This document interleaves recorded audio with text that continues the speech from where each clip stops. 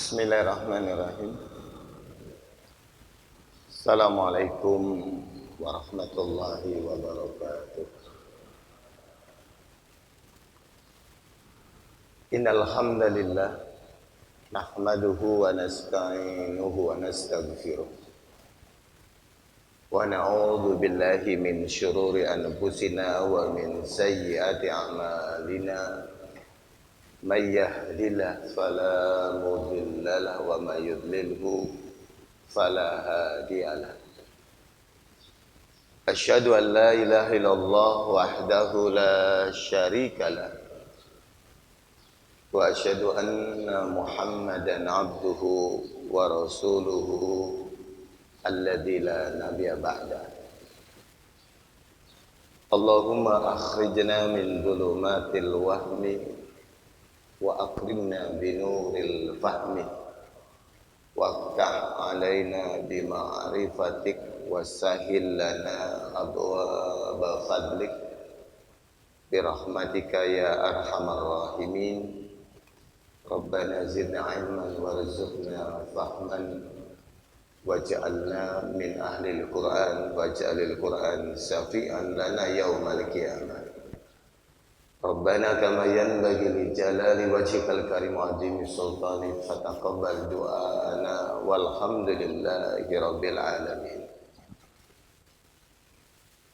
Hadirin dan hadirah Bapak Ibu yang dirahmati Allah.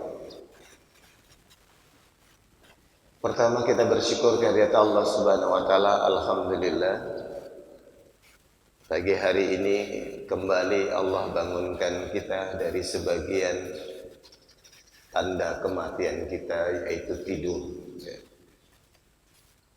Kita bersyukur Allah Subhanahu wa taala masih memberikan kita kesempatan mengarungi kehidupan ini sebagai modal insyaallah ziyadatan lana fi kulli khair, sebagaimana salah satu doa Rasulullah, waj'alil mauta rahatan lana min kulli syarr, gitu. Waj'alil hayata ziyadatan lana fi kulli khair. Wahai Allah, jadikanlah kalau kematian istirahat dari setiap keburukan, dan jadikanlah kehidupan tambahan bagi setiap kebaikan. Insyaallah hadirnya kita di sini menjadi tanda bahwa kita termasuk orang-orang yang berhak mendapatkan kebaikan dari Allah Subhanahu wa taala. Amin. Dan mudah-mudahan kebaikan ini pula Bapak Ibu yang insyaallah akan menghantarkan kita semua bersama bertemu di akhirat kelak di surganya Allah Subhanahu wa taala. Amin ya rabbal alamin. Insyaallah masuk surga semua Pak Bu ya. Amin. Ya kita harus optimis ya. Karena Allah itu pengasih dan penyayang, terlebih lagi selama kita berada di jalannya. Salawat dan salam senantiasa Allah curahkan untuk suri teladan kita Nabiullah Muhammad Rasulullah sallallahu alaihi wa alihi wasallam. Bapak Ibu yang dirahmati Allah, ayat sains yang insya Allah kita kaji hari ini, pagi hari ini adalah ayat yang disebutkan oleh Allah dalam surat Yasin. Insya Allah hafal semua Pak Bu ya, surat Yasin. Paling tidak kalimat pertama ya, Yasin, hafal udah selesai. Shadaqallahul azim ya. Sama kayak alif lam mim ya. Jadi kalau Bapak Ibu hafal alif lam mim itu hafal banyak pembukaan surat. Al-Baqarah alif lam mim ya. Belum lagi nanti ada As-Sajdah, Luqman juga pakainya alif lam mim. Bapak Ibu yang dirahmati Allah, di surat Yasin ayat 41 dan 42. Di situ Allah Subhanahu wa taala berfirman, a'udzubillahi minasyaitonirrajim, wa ayatul lahum anna hamalna dzurriyyatahum fil fulkil mashhun. Wa khalaqna lahum min mislihi ma yarkabun. Apa artinya? Yang pertama, wa ayatul lahum. Ada sebuah ayat tanda bagi mereka. Apa ayatnya? Anna hamalna dzurriyyatahum. Bahwasanya kami hamalna telah, hamalna itu dikata kalau hamil wanita mengandung ya. Tapi di sini menumpangkan dzurriyyatahum kepada turunan mereka fil fulkil masyhun, di transportasi yang bernama kapal laut yang dipenuhi orang, masyhun yang dipenuhi. Wa khalaqna lahum, dan kami ciptakan untuk mereka mim mislihi, dari sesuatu yang menyerupainya, ma yarkabun, yang menjadikan mereka bisa berkendaraan, menaiki. Rakiba yarkabu itu numpang, menaiki, atau kalau bahasa kita mengendarai kalau yang membawa alat transportasinya. Bapak Ibu yang dirahmati Allah, di dalam Al-Quran jarang sekali kita menemukan kata ma yarkabun ya. Sesuatu yang menjadikan manusia bisa berpindah tempat dari satu ke satu, dan satu tempat ke tempat yang lain. Tapi kalau secara spesifik disebutkan tentang kapal laut, misalkan fulki, itu banyak ya. Bapak Ibu misalkan bisa melihat di surat Luqman ya, itu di firman Allah Subhanahu wa taala ini disebutkan, Allah mengatakan alam taro annal fulka tajri fil bahri bi ni'matillah ya. Tidakkah kalian mengetahui bahwasanya al fulka, kapal laut, tajri, yang tajri itu yang mengalir, berarti berlayar bahasa terjemahan kita. Kalau arti asalnya tajri mengalir, jaro yajri, tajri min tahtial anhar, mengalir di bawahnya sungai-sungai. Tapi kalau kata tajri disandarkan kepada al-fulk, bukan mengalir tapi berlayar, fil bahri, di lautan, bi ni'matillah, itu dengan nikmatnya Allah. Untuk apa? Liyuriyakum min ayatihi, agar kami bisa memperlihatkan kepada kalian tanda kuasanya Allah. Inna fi dzalika laayatin likulli sabarin syakur. Sesungguhnya di proses tajri, berlayarnya kapal di lautan, itu betul-betul ada tanda-tanda kuasanya Allah bagi orang-orang yang sabarin syakur, yang memiliki kesabaran dan pandai bersyukur. Surat Luqman ayat 31. Nah, Bapak Ibu yang dirahmati Allah Subhanahu wa taala, kembali ke pokok masalah. Jadi kalau kita bicara terkait dengan alat transportasi, secara definitif memang hanya disebutkan yaitu kapal, karena memang transportasi yang sangat menentukan untuk terjadinya proses migrasi, dan tidak hanya manusia tapi perpindahan barang-barang di dunia itu adanya di laut, bukan di udara. Maka siapapun dari zaman dulu sampai sekarang menguasai lautan, dia tetap diberikan sumber rezeki yang sangat besar. Kenapa Amerika masih mau ikut cawe-cawe urusan Selat Malaka? Padahal Selat Malaka itu satu-satunya selat yang menghubungkan lautan Pasifik dengan samudra yang lainnya. Ya. Dan itu adanya di wilayah Indonesia, Malaysia, terus di ujungnya itu ada Singapura. Itu dijaga ketat oleh siapa? Amerika. Kenapa? Karena distribusi barang yang dari Amerika, China kalau mau masuk ke Saudi Arabia, mau masuk ke Timur Tengah, mau masuk ke Eropa, tidak ada jalan kecuali lewat itu, Pak.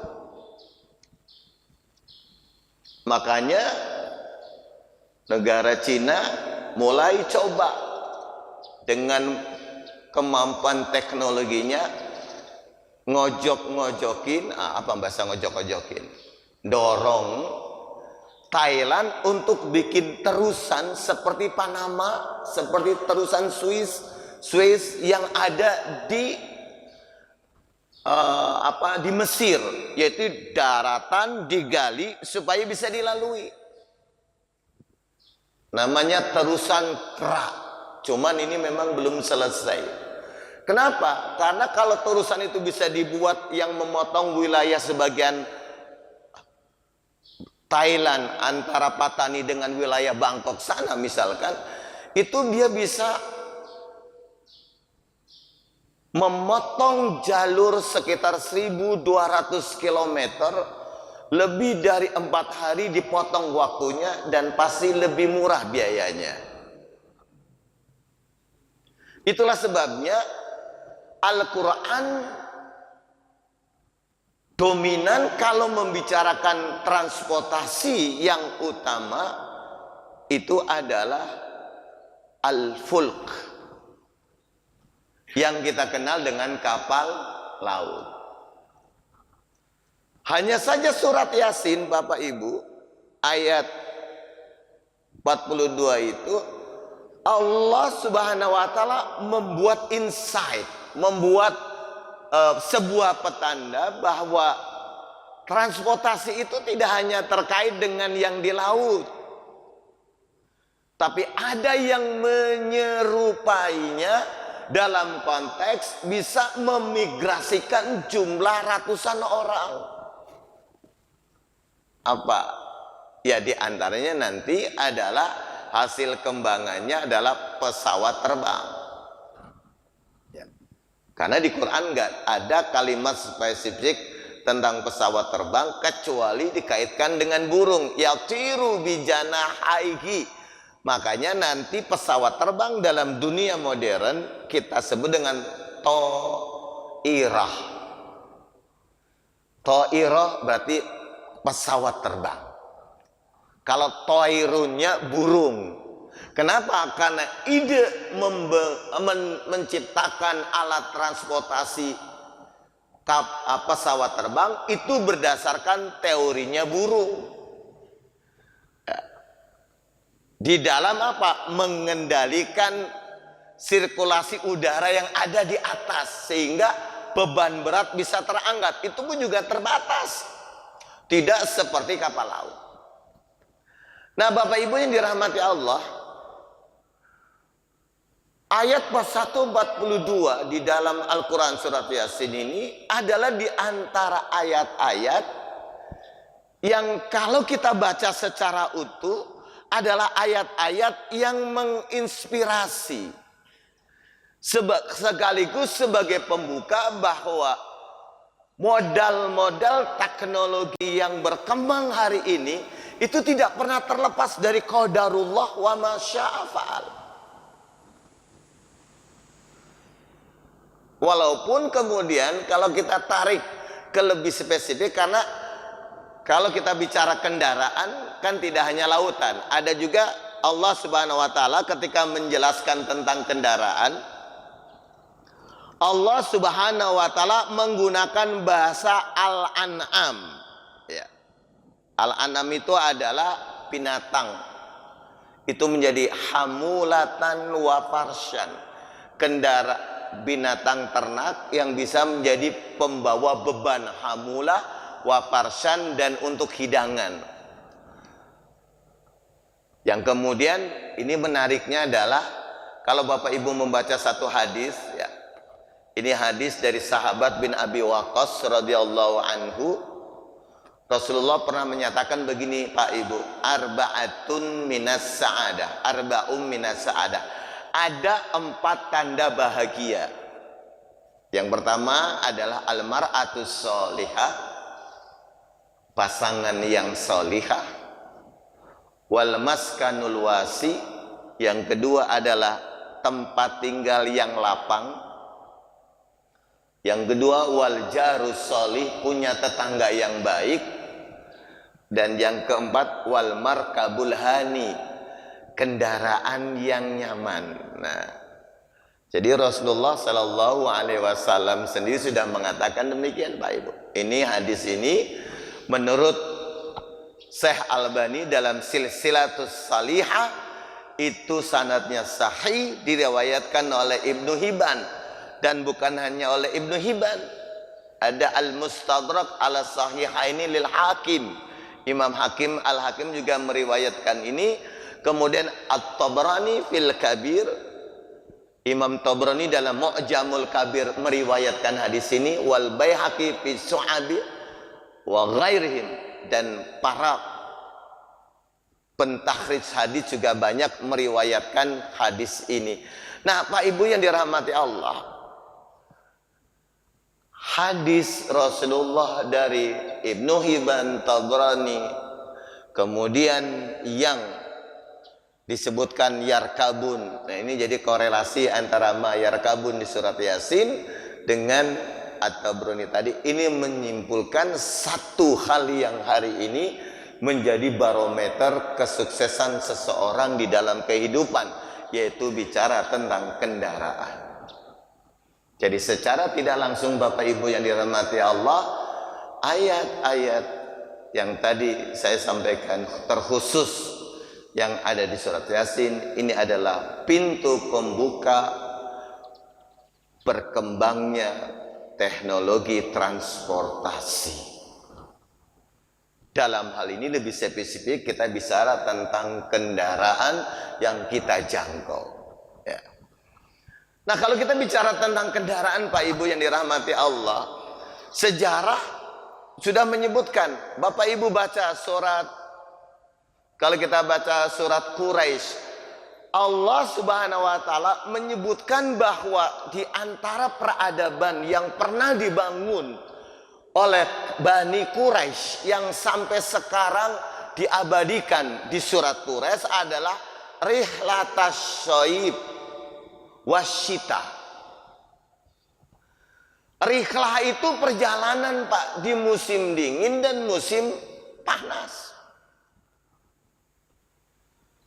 Nah, kalau bicara rihlah, bicara tentang perpindahan, nggak mungkin kalau nggak ada alatnya. Hanya saja memang dalam konteks pengembangan ilmu teknologi, sains dan teknologi, orang Islam ini ketinggalan karena hari ini belum teridentifikasi secara kuat, masif negara-negara Islam memproduksi kendaraan, Pak. Indonesia masuk kategori negara muslim nggak, Pak, Bu? Masuk ya. Kalau negara muslim berarti mestinya negaranya adalah disebut negara Islam. Betul, Pak, Bu, ya? Indonesia masuk nggak kelompok negara Islam? Halo? Masuk nggak, Pak Ibu? Kalau menurut Undang-Undang Dasar 1945, Indonesia tidak disebut negara Islam, tapi negara agama. Pasal 29 ayat 1 dan 2. Negara ini berdasarkan kepada ketuhanan yang maha Esa. Berarti Indonesia itu negara agama. Bukan negara sekuler, bukan negara liberal, bukan negara komunis, bukan negara sosialis.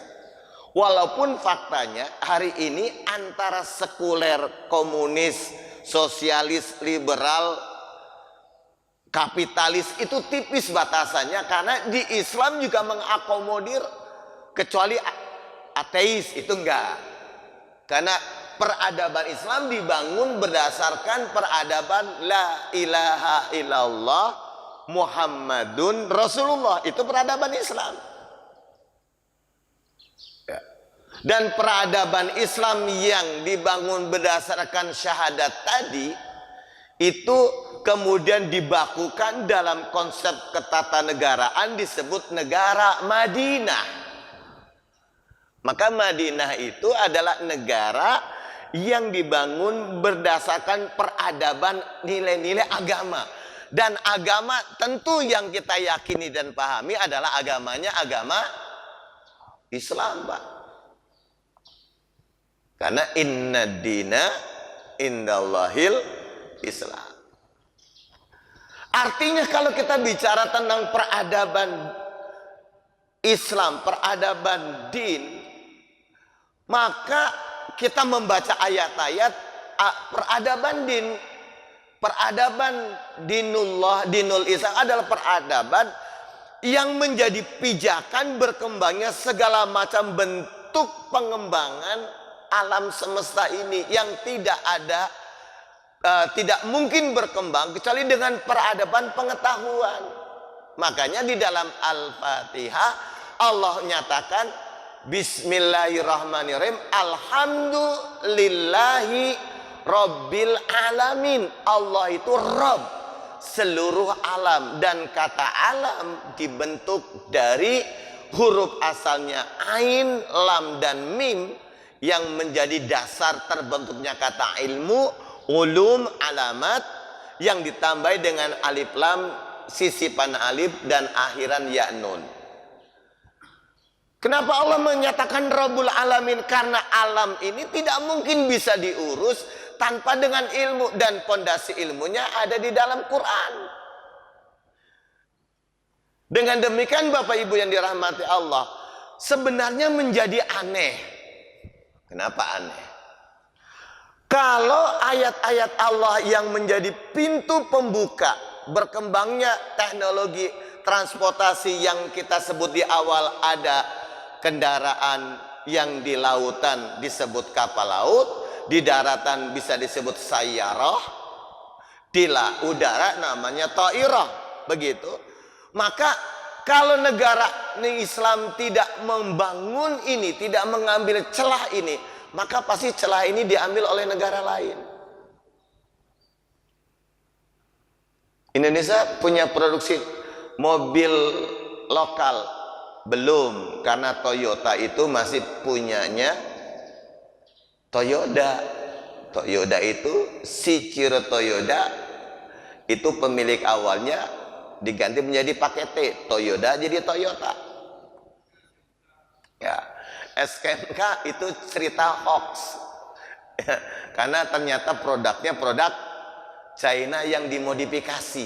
Nah, dikasih gambaran tampilan maka jadi. Indonesia belum punya mobil, Pak. Dulu zamannya Menteri siapa? Perdagangnya Subronto atau Subroto apa? Oh enggak.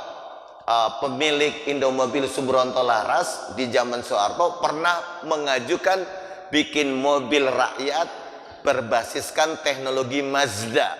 Mazda itu adalah punyanya negara Jepang. Mazda MR90. Mungkin Bapak Ibu, kalau anak-anak sekarang nggak tahu itu mobil.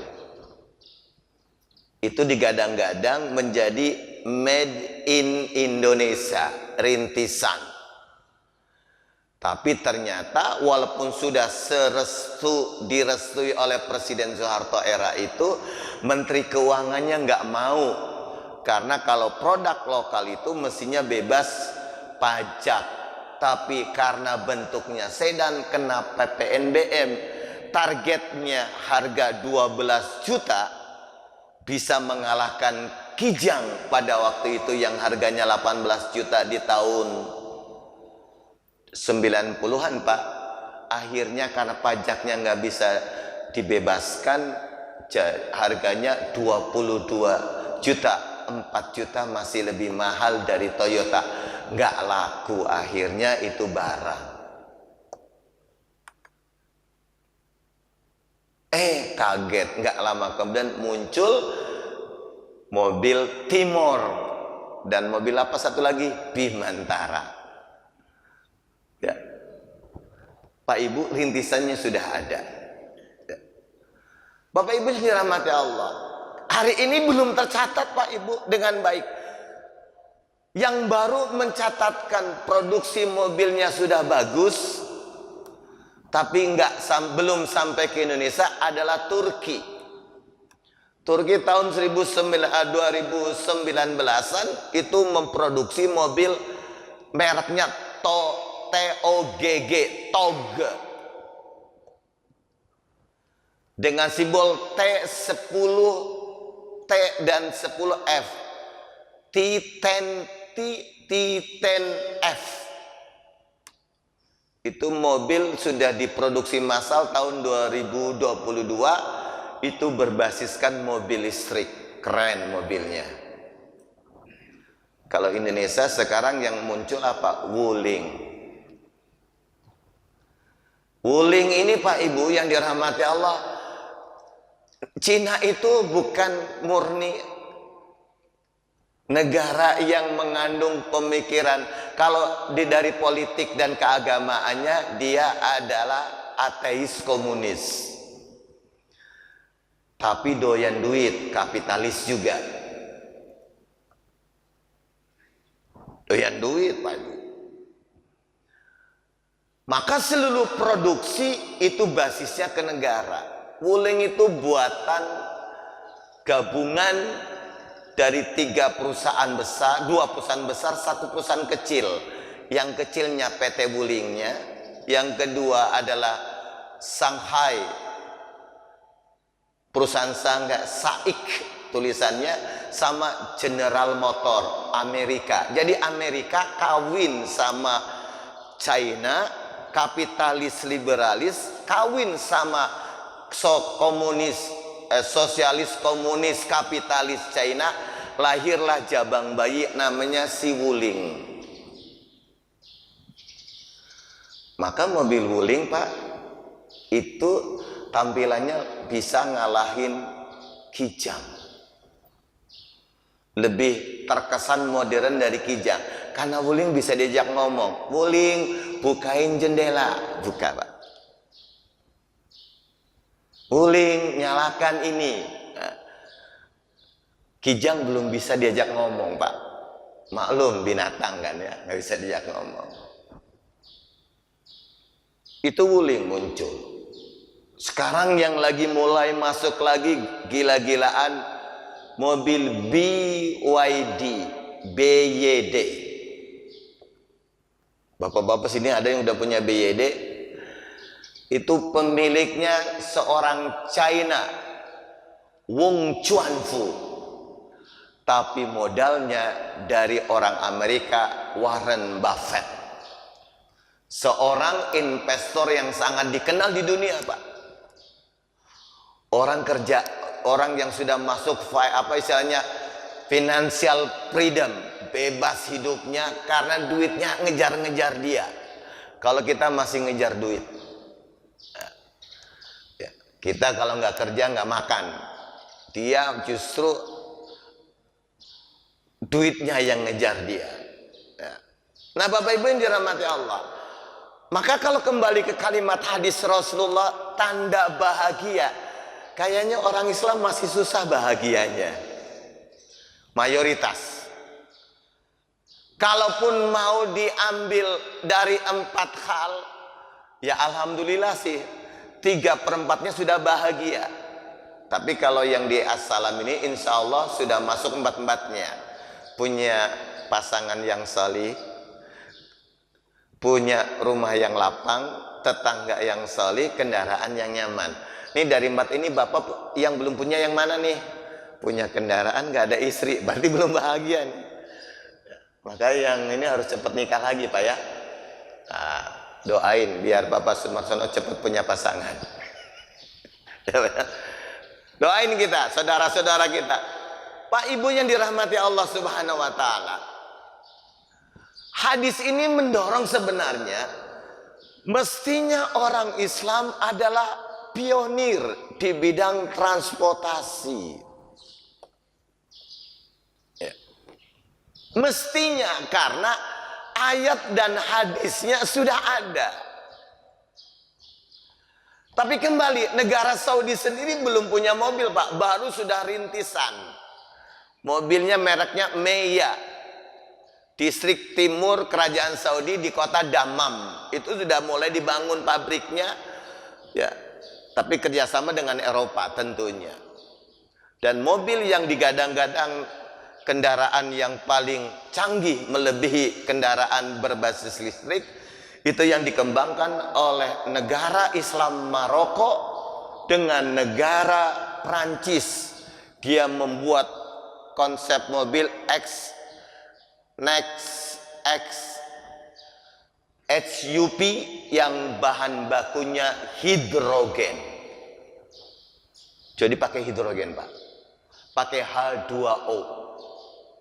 Itu lebih keren lagi, lebih aman lagi dibanding, walaupun kembali memang kalau dilihat dari perkembangan teknologi sekarang, mobil yang bisa mengalahkan Tesla buatan Amerika itu baru mobil BYD tadi. Kenapa? Karena mobil yang dibangun oleh tadi milik pengusaha China BYD tadi, itu basis utamanya adalah mengembangkan baterai, berbasiskan baterai. Baterainya lebih hebat dari baterai dan lebih murah dibanding baterai yang dikembangkan basis lithium ion yang dikembangkan oleh negara-negara lain, termasuk yang dibangun oleh negara Korea Selatan dengan ikon Ionicnya, Hyundai Ioniq, mobil listrik yang masih termasuk mahal di angka 1, sekian miliar. Tapi BYD dengan teknologi melebihi Ioniq itu harganya di bawah dikit. Itu khasnya China. Nah Bapak Ibu yang dirahmati Allah, kembali ke kajian ini. Jadi Pak Ibu yang dirahmati Allah, ini menjadi pertanyaan kita. Kenapa ayat-ayat yang berbasiskan sains ini belum menjadi inspirasi yang dominan bagi mayoritas muslim untuk mengambil alih peran ini? Kenapa? Karena peran penguasaan teknologi di bidang transportasi, misalkan salah satunya, itu bisa menentukan apakah peran dan fungsi kaum muslimin sebagai khalifatun fil ardi itu bisa terbentuk atau tidak.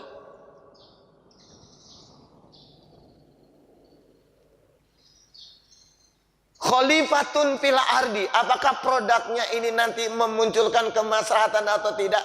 Ini kan tergantung dari orang yang di belakangnya, yang mengkreasikan, punya visi untuk apa kendaraan. Kalau muslim, orang beriman cuma satu Pak, menciptakan kendaraan itu adalah untuk ibadah, bukan untuk yang lain. Makanya ada satu hadis yang kemudian ini menjadi sebab, menjadi pemicu munculnya justru perselisihan. Hadis yang menyatakan man sanna fil islami sunnatan hasanah falahu ajruha wa ajru man amila biha min ghairi ayan kusa min ujuri syai'a. Hadis riwayat Imam Muslim ini Bapak Ibu, asbabul wurudnya itu bukan masalah ibadah mahdhah, enggak ada hubungannya. Imam Muslim itu menceritakan sebab adanya hadis mansana. Terjemahannya apa sih mansana? Man sanna fil islami sunnatan hasanah. Siapapun yang menginisiasi satu kebiasaan yang baik di dalam agama Islam, maka jika kebiasaan baik sunnatan hasanah itu terus menjadi pola hidup masyarakat semuanya, maka orang yang menjadi inisiatornya dapat pahala dari ide gagasannya dan pahala dari orang-orang yang menjadi followernya, menjadi pengikutnya, Pak. Asbabul wurud hadis itu tidak ada hubungannya dengan modifikasi ibadah, karena bab ibadah makhluk sudah selesai, close, nggak ada istihad, ibadah udah selesai. Takbir ya begitu. Kalau terjadi perbedaan pandangan karena beda rujukan, itu tidak masalah, karena semua amalan kembali ke dalil yang dipahami, diyakininya, dan itu yang menjadi asbab dia dapat pahalanya seperti apa. Maka orang sholat berjamaah pahalanya nggak sama, Pak. Ya. Tapi asbabul wurudnya itu terkait ketika Rasulullah ngumpul kayak begini, Pak, di masjid begitu, tiba-tiba datang orang yang terlihat lusuh, orang yang terlihat kumal, mukanya capek. Ya. Orang itu datang minta perhatian, kebutuhan. Ya. Tapi nggak ada yang peduli kepada orang itu. Nah, Rasulullah diamnya Rasulullah itu memantau, nih ada nggak orang sahabat ini yang peduli sama pendatang ini nih? Ternyata nggak ada. Rasulullah marah, menahan marah, Rasulullah keluar rumah, keluar dari masjid, kan rumahnya Rasulullah kan berdampingan, Pak Bu ya, berdampingan. Sampai balik lagi, nggak bisa, rupanya menahan emosi tadi, emosi karena melihat ketidakpedulian sahabat ini, didiemin bukan tambah sehat, tambah nggak nyes. Akhirnya Rasulullah balik lagi ke masjid lalu bersabda, sabdanya tadi, man sanna fil islami sunnatan hasanah, diulang-ulang, tapi bahasa Rasulullah tuh dengan bahasa yang penuh energi, Pak. Ada sahabat yang nangkap, Rasulullah nggak biasanya begini nih, ada apa? Lalu dia lihat, astagfirullah, ternyata ada orang baru di antara mereka yang terlihat dari jauh membutuhkan. Lalu orang itu segera keluar, ngambil sesuatu, diserahin kepada itu. Rasulullahnya mengulang sabda, man sanna fil islami sunatan hasanah walau ajruha wa ajru man amila biha min ghairi ayan kuswa min ujuri syai'. Sahabat baru nggak, hanya berlomba-lomba orang lari-larian membantu orang itu. Inisiasi. Nah, Pak Ibu yang dirahmati Allah, jadi sunnatan hasanah itu adalah konsep bagaimana kita muslim menciptakan inovasi baru sebagai bentuk keinginan kita menerjemahkan terjadinya proses peribadatan lebih baik.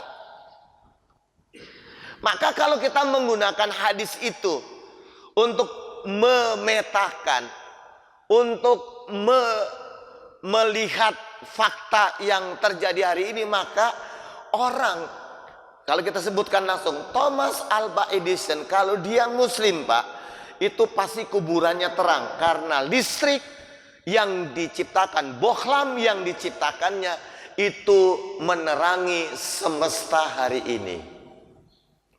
Kita nggak tahu Thomas Alva Edison itu ujungnya syahadat enggak, itu kita nggak tahu. Ada yang udah tahu, Pak? Karena banyak rumor terkait dengan orang-orang dahulu. Ya. Ada juga yang kufur, ya kan? Yang kufur banyak tentu, karena teknologi seringkali identik sebagai bentuk pengakuan manusia bahwa manusia bisa menyamai Tuhan. Makanya betul, Pak Ibu, satu-satunya makhluk ciptaan Allah yang diberikan oleh Allah kemampuan inisiasi, inovasi yang hampir seperti Tuhan itu manusia. Manusia itu bisa menciptakan dari sesuatu nggak ada jadi ada, menjadi terlihat ada.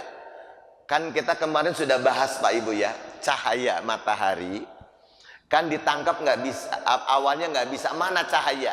Tapi cahaya matahari itu bisa seperti jin dimasukin ke dalam toples begitu, lalu jadi energi solar system. Itu manusia Pak. Malaikat nggak bisa itu, jin nggak bisa. Itulah sebabnya Pak Ibu, dalam inovasi kendaraan sama.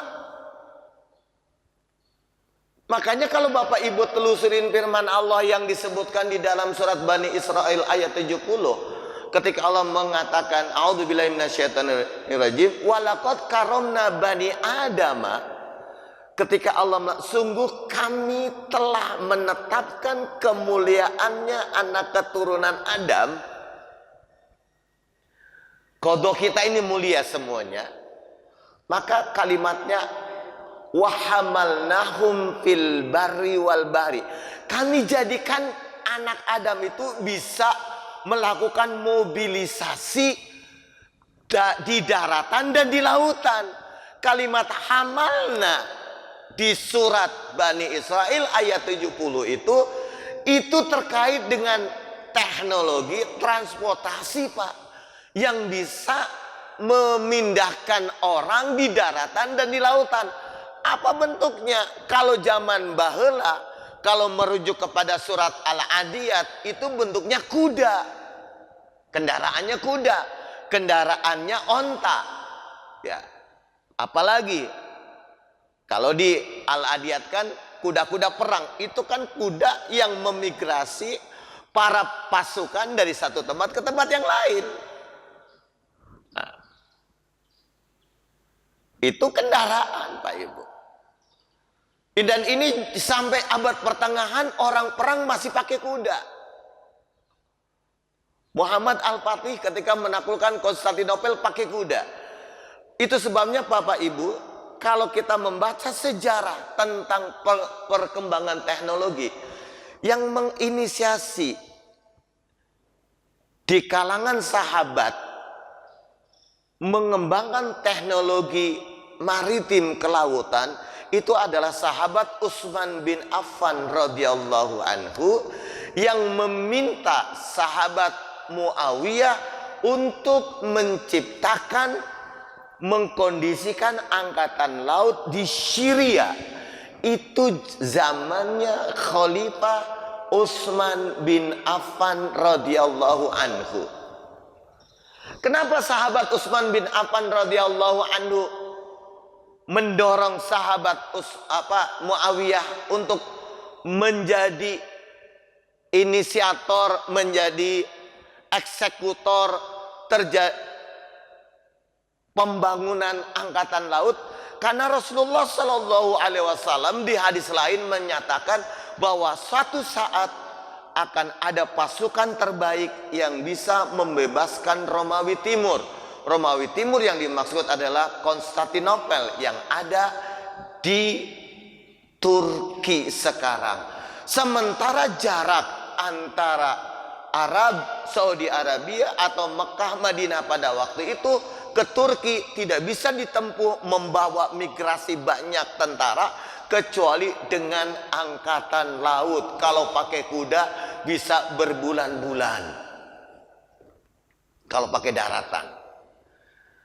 Nah Pak Ibu yang dirahmati Allah, itu sebabnya pondasi keilmuan teknologi transportasi sejatinya itu sudah mulai dibangun di kalangan para sahabat. Hanya saja ketika kita kembali membicarakan tentang sunnah yang dimaksud, seringkali terkait dengan ubudiyah mahdhah. Makanya kenapa orang Islam masih suka berselisih dalam bab-bab beda pandangan tentang istihad menerjemahkan sebuah dalil yang terkait dengan ibadah mahdhah. Padahal sebab munculnya hadis tadi sanna fil islami sunnatan hasanah itu adalah bagaimana kita secara sosiologis bermanfaat bagi banyak orang dengan aset yang ada pada diri kita. Kemanfaatan kita bagi orang lain seperti apa? Nah, jamaah yang dirahmati Allah, Bapak Ibu yang dirahmati Allah, dari sinilah kemudian saya sampaikan betapa sejatinya umat Islam hari ini, negara-negara muslim yang semestinya menjadi inisiator, inovator di bidang pengembangan teknologi kendaraan, justru masih terseok-seok. Kalaupun yang sudah mulai mengambil peran adalah negara Turki. Maroko sudah mulai buat, tapi masih based on-nya dengan teknologi yang dikembangkan oleh Prancis. Tapi kalau Turki di atas 75% itu sudah lokal konten. Produknya basisnya adalah negara sendiri. Dan Maroko teknologinya masih mengadopsi teknologi yang dikembangkan oleh Prancis. Kenapa? Karena memang sebenarnya Bapak Ibu yang dirahmati Allah, yang menjadi inisiator, ya, menjadi sunnah pelaku industri di dalam dunia kendaraan itu bukan orang bukan orang Jerman, tapi sejatinya adalah orang Prancis. Nah, orang Prancis yang menciptakan kendaraan pertama itu bernama Cugnot Fadler. Dialah orang yang pertama menciptakan kendaraan di tahun 1672, kendaraan berbahan bahan bakarnya uap, modelnya roda 3, di ujungnya ada mesin uapnya. Itu kendaraan yang disiapkan untuk membawa alat militer. Cugnot Fadler ini tahun 1672 menciptakan sebuah mobil, dimensi rancangannya masih kecil, tapi tenaganya tenaga uap. Beliau adalah orang Prancis. Baru nanti dikembangkan tahun 1800-an, mulailah Jerman, yaitu yang sekarang dikenal dengan Karl Benz, dengan menciptakan mobilnya.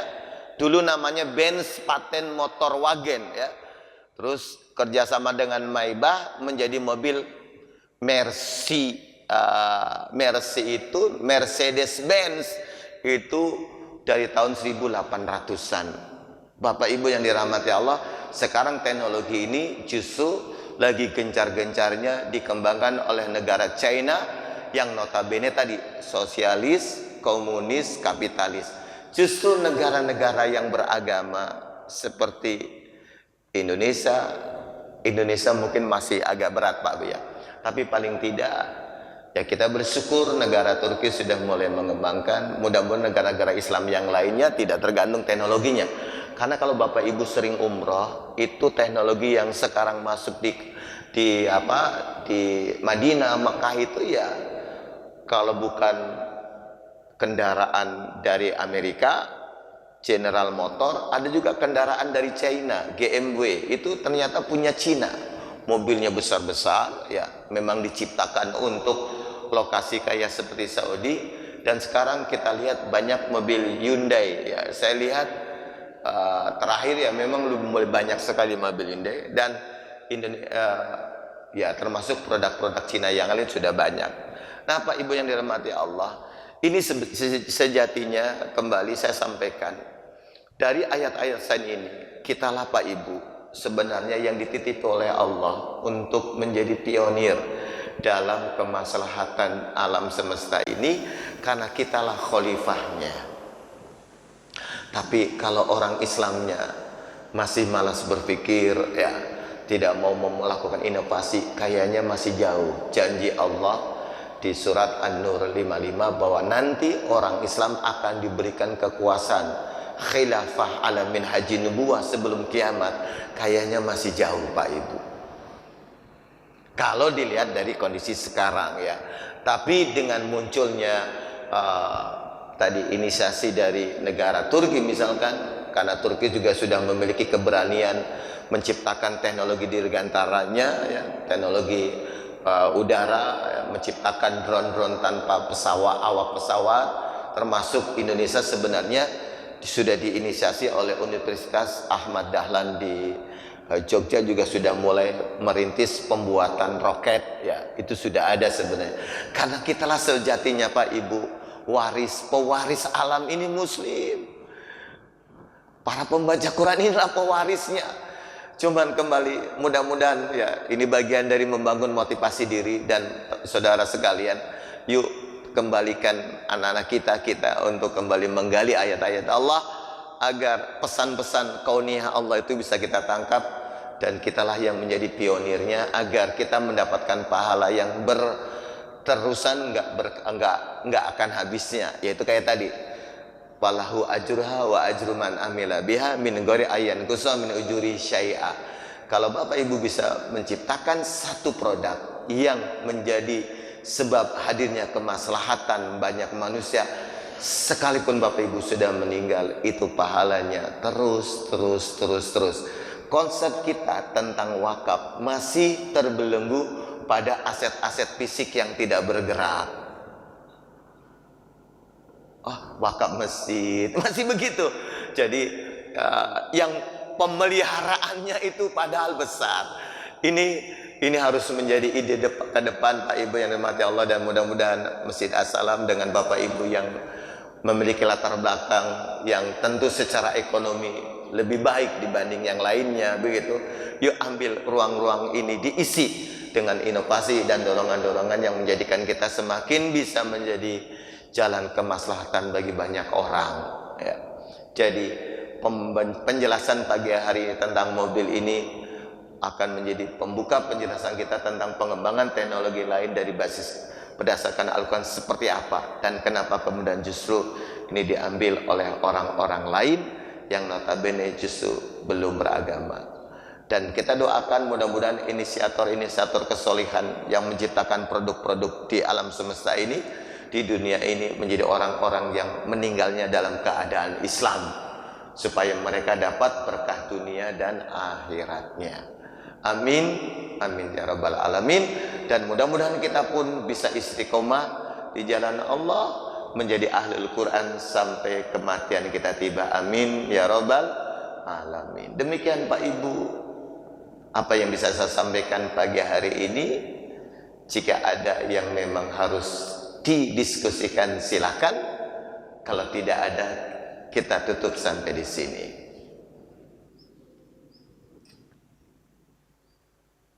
Tidak ada Pak Ibu ya?